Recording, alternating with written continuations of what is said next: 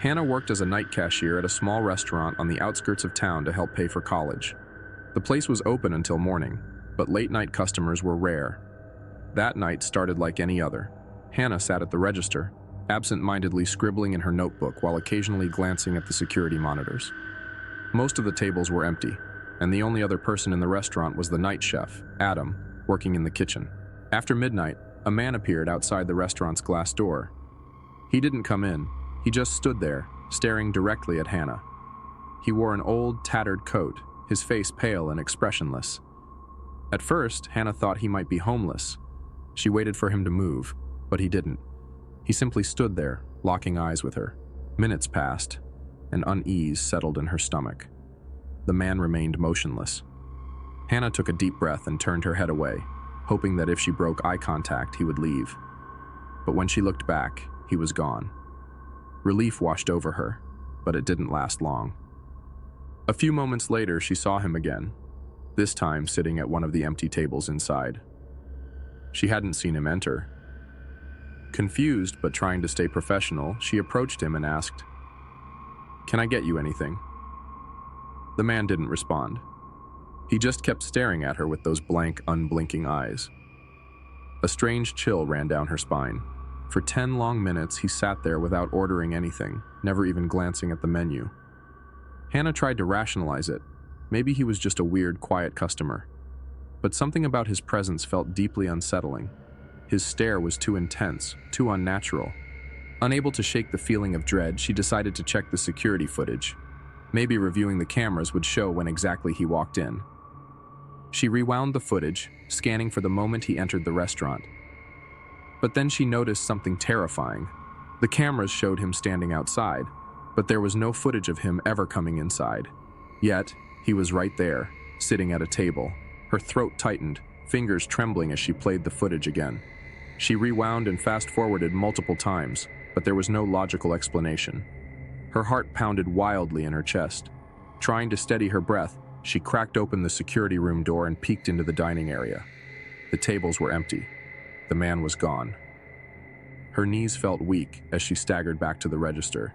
She kept telling herself she was just exhausted, that maybe she had imagined it. But when she glanced at the counter near the register, her stomach dropped. There was a glass on the counter, and faint fingerprints were visible on its surface. She checked the time. Her shift was almost over, but the silence in the restaurant felt suffocating now. Her instincts screamed at her to leave. Grabbing her bag, she rushed toward the door without even telling Adam she was leaving. As she pushed the door open, she caught sight of a reflection in the glass. The man was standing outside again, but this time he was smiling. Hannah let out a panicked scream and bolted to her car. She locked the doors, started the engine, and sped off. She glanced in the rearview mirror. There was no one there, but deep inside, she knew. He was still watching, and she would never set foot in that restaurant again. James was an ordinary man working in the storage room of a small but popular restaurant. He didn't love his job, but the bills kept piling up, so every night he organized the shelves, checked the inventory, and completed his routine until morning. The storage room was tucked away at the back of the restaurant, down a narrow hallway leading from the kitchen. It was cold, damp, and filled with old wooden shelves stacked with supplies. But what unsettled him the most was the eerie silence, or at least he had thought it was silent. Lately, things had begun to change. At first, he blamed exhaustion, boxes falling on their own, cabinet doors left open when he swore he had closed them. But soon, the occurrences became more deliberate.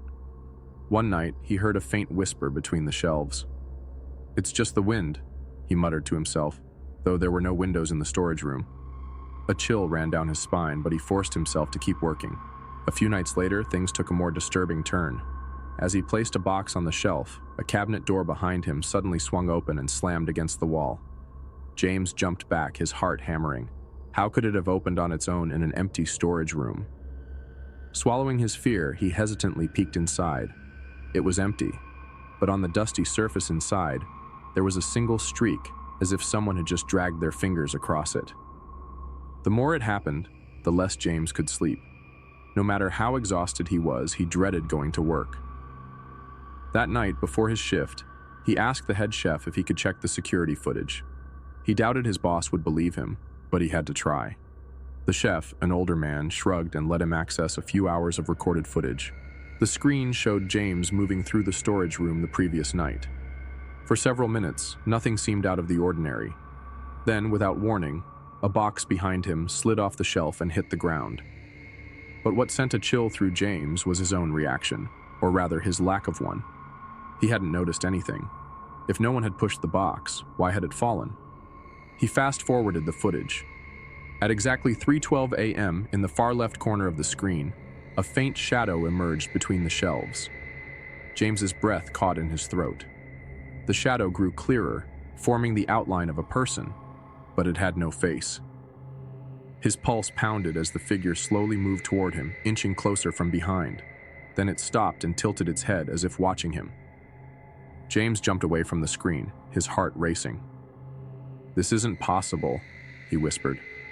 It had to be real. It was right there, recorded on the footage. He rushed to the kitchen, grabbing the chef's shoulder. "You have to see this," he said, breathless. But the chef only gave him a puzzled look. "See what?" Dragging the chef back to the monitors, James replayed the footage. But when they looked at the screen, there was nothing, just empty shelves and an undisturbed storage room. The shadow was gone. It was as if nothing had ever happened. The chef sighed, shaking his head. "I think you're overworked," he chuckled. But James stood frozen. He knew what he had seen. He was sure of it. But how could he prove it? That night, he decided to quit. But even years later, whenever he thought about that storage room, he could still feel a breath on the back of his neck. Because some things, even when seen, can never be explained. Jason had been working in the restaurant's kitchen for several months. The late-night closing shifts were exhausting, but usually uneventful. However, that night felt different. An inexplicable unease settled in his gut, as if someone was watching him. Shaking off the feeling, he focused on preparing the orders. Then, the order printer whirred, spitting out a ticket. Jason reached for it, expecting the usual food request. Instead, the paper contained only 4 words. "Look behind the door." He froze for a moment. Was this some kind of joke? He glanced around the kitchen, but everyone was busy with their tasks. Swallowing hard, he turned his head toward the back door. Nothing. Just as he was about to move on, another ticket printed. "Do not talk to me. Just listen." A chill ran down Jason's spine. Who sent this? He hurried to the register and checked the last entered orders. There was no record of such a message. A sick feeling twisted in his stomach. The messages didn't stop. Another one came through. At 1:13 a.m., someone will enter the kitchen. Do not open the door. Jason's eyes flicked to the clock. 12:57 a.m. Was this a prank? His instincts screamed at him that something was wrong. Back in the kitchen, the atmosphere felt heavier. The sound of knives hitting cutting boards, the hum of the ovens. Everything seemed oppressively loud. Then, the printer clicked again. Another message. "I told you not to open the door." Jason flinched. The door was still closed.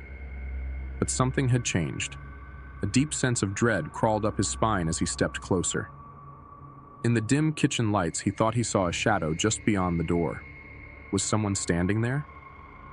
The printer came alive once more. Jason, his hands trembling, grabbed the slip and read it. "Do not turn around." But fear makes people do foolish things.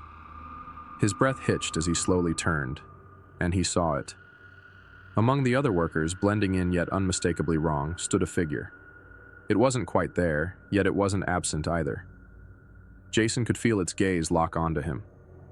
At that moment, one of the kitchen staff lifted their head, then another, and another. Their eyes widened in horror. They could see it now, too. The final ticket printed. Slowly, it fluttered onto the counter.